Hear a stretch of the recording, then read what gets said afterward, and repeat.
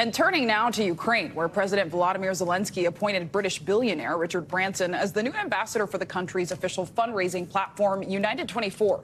Branson has become one of the central figures in the fundraising efforts for the war in Ukraine, alongside tycoon Howard Buffett. The two sat down for an exclusive interview with NBC News foreign correspondent Matt Bradley. And Matt Bradley joins us now from Kyiv, Ukraine, with more on his groundbreaking interview. So, Matt, good morning. Let's start with the big picture here. What did Branson and Buffett have to say about Western support for Ukraine? Do they think enough is being done?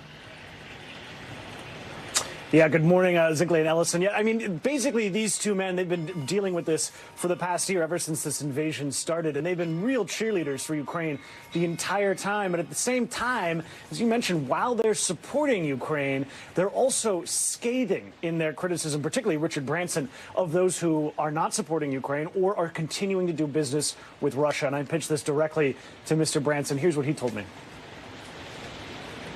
We just have to stay 100% united in support of Ukraine as a free world. We've got to supply Ukraine everything it needs to push Russia out of Ukraine, and we just need to give them our complete support. And anyone who dithers from that, I have little respect for.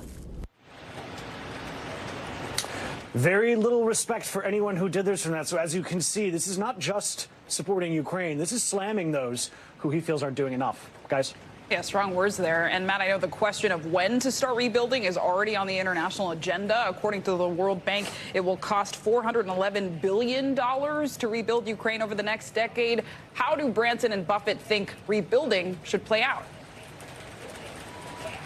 Yeah, I mean, this is something that we've been asking people. We've been working on a separate story about this, and we're asking them, Zelenskyy, the president of Ukraine, and others, they're saying invest right now. And they're not just calling on governments and international institutions like NATO or the European Union. They're calling on private businesses.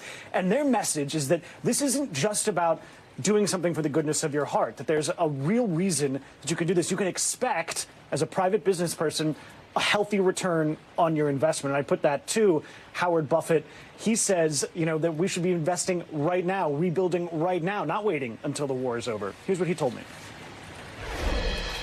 Is there wisdom in rebuilding while the war is still going on? Absolutely rebuild. I learned this lesson in Afghanistan. But rebuild now? Yes, because it's imperative to give people hope. And you do that by showing them that things are going to recover, and you do it by showing that people have the confidence in the country. Now, the question is, who's going to rebuild during the war? We look at a lot of what we're doing as an investment in the country, and we're willing to take the risk. So it's a lot about risk. I mean, one of the things that we've been talking about with folks here is, would you want to reconstruct, say, a bridge or a train line if Russia could simply and very easily just bomb it again? And that's a decent question. And it's one that Ukrainians, of course, they have a vested interest. They say rebuild right now before the war stops. That this is something that should be done right now, because, as we heard from one man, why would you wash your face in the morning if you know it's just going to get dirty again? Well, good point. A lot to dig into there. And Matt, I wonder, did Branson have a message here to U.S. businesses about what they can be doing in Ukraine?